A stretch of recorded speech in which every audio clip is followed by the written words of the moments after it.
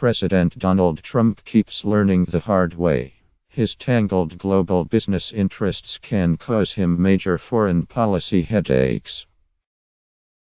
The problem flared up again this weekend when Trump drew the ire of ethics and human rights activists after inviting to the White House Rodrigo Duterte, the Philippine president accused of thousands of extrajudicial killings in his war on drugs. White House officials explained Trump's move as part of a wider regional play to isolate North Korea, but they still faced claims the president was willing to embrace an authoritarian leader. The Trump name will soon be splashed atop a $150 million, 7-story luxury residential tower in Manila. We don't know that's why he did it. But as long as he has those interests, we have to be suspicious, said Noah Bookbinder, the executive director of Citizens for Responsibility and Ethics in Washington. Since taking office in January, Trump has repeatedly found himself fending off conflict of interest charges as he tries to assert American interests in countries and regions where he's done business. Even after he stepped away from day-to-day management, Trump still maintains ownership of the company he's built over decades.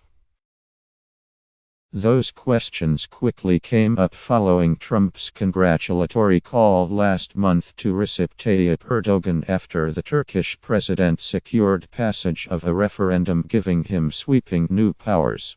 Critics noted that Trump's interests in Turkey go beyond its help dealing with Syria.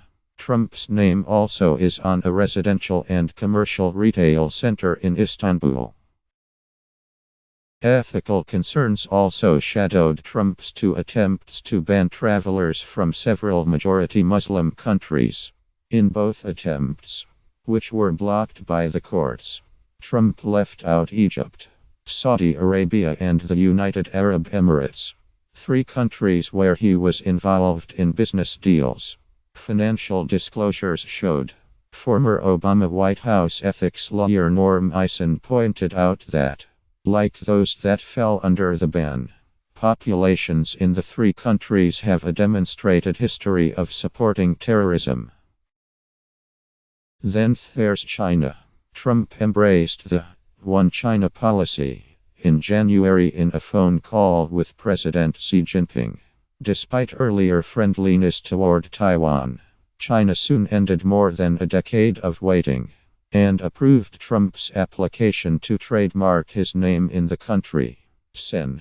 Dianne Feinstein responded by charging Trump may have violated the Constitution's Emoluments Clause, which prohibits federal officials from accepting payments from foreign governments. The California Democrat also questioned the timing of the policy moves, which she said gave the obvious impression of a quid pro quo. In the Philippines, Duterte played coy when asked Monday whether he would accept Trump's invitation.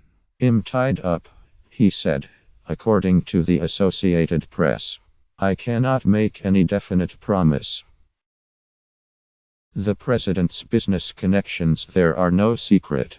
Duterte last fall named Trump's primary partner on Manila's new $150 million Trump Tower, Jose E.B. Antonio, as a special trade envoy to the United States. And Antonio said he was at Trump Tower in New York soon after the election. But Trump also faces challenges due to Duterte's human rights record. Since coming to power in the Philippines last summer, Duterte has overseen a bloody crackdown on drug-related activity.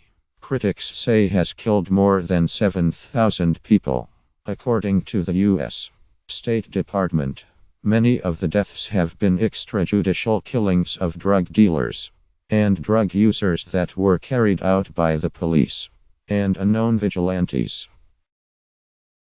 Duterte seems to revel in his coarse, strongman approach. He's boasted of personally killing suspected criminals. The Philippines president also has taken steps to distance his country from the United States. Last year, he called then-President Barack Obama a son of a whore and said he could go to hell. With Trump, Duterte has taken a kinder approach.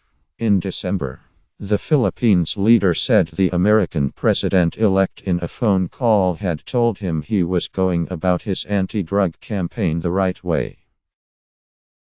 But Duterte has also made overtures to the Chinese, stirring worries in Washington. In Beijing last October, Duterte announced his country's separation from the United States and indicated it would be newly aligned with China. That move came well after an international tribunal ruled in favor of the Philippines and against China in a years-old case centered on Beijing's aggressive actions in the South China Sea.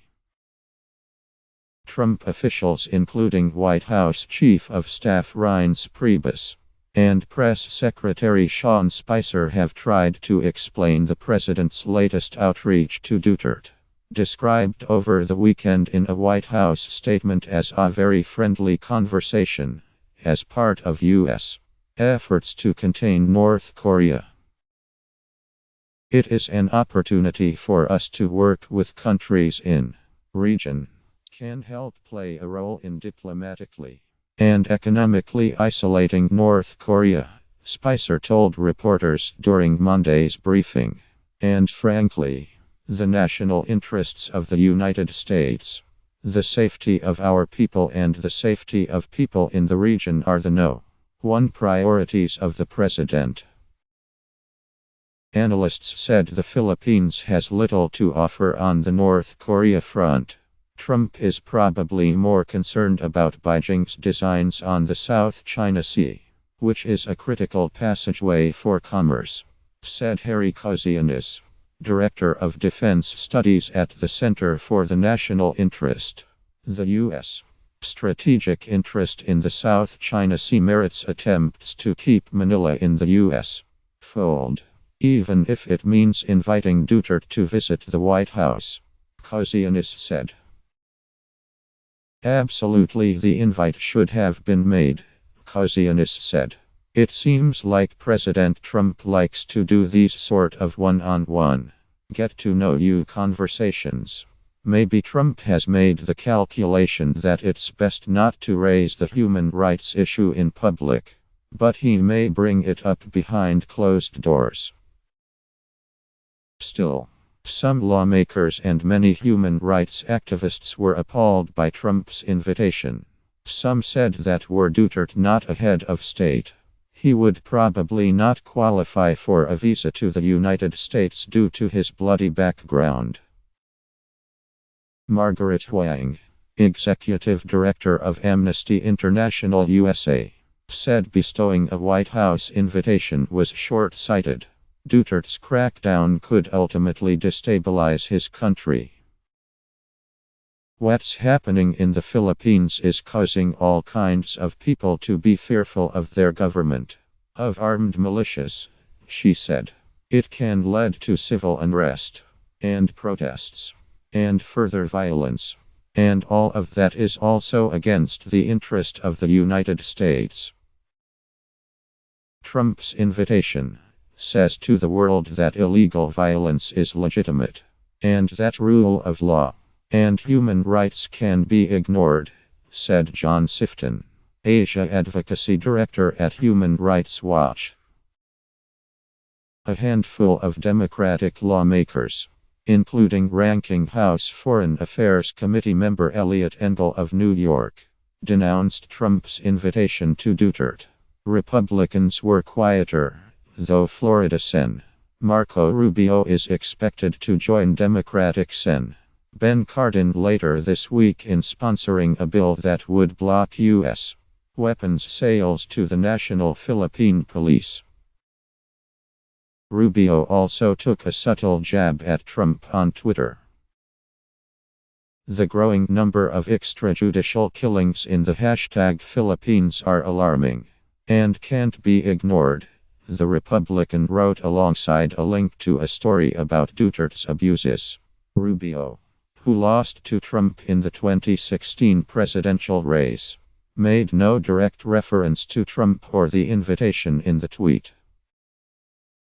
Beyond the Philippines, where Trump is slated to travel this fall for a major Asian policy summit, his business dealings in some 20 countries around the world are sure to keep coming up as he navigates foreign affairs. In January, the Trump Organization pledged not to launch any international new deals, though the details of what's considered a new deal remain unclear. His company did nix business projects in Azerbaijan, Brazil, and Saudi Arabia, and at a January press conference, Trump told reporters he'd just turned down a $2 billion deal in Dubai with a Middle Eastern developer. But a Trump resort deal in the Dominican Republic, set dormant for a decade, got new life in February when Trump's son Eric visited the property and met with its owners. Of course, some of Trump's foreign policy moves don't appear to help his businesses. Trump challenged Canada last week, for example, over its softwood lumber and dairy practices just months after opening a new luxury hotel in Vancouver. But ethics experts say they're still concerned about the fallout. Human rights as Trump deals with countries where he's done business, and where the governments are hardly democratic. This is the big stuff, said Richard Painter, a former George W. Bush White House ethics lawyer. This is where his conflicts really matter.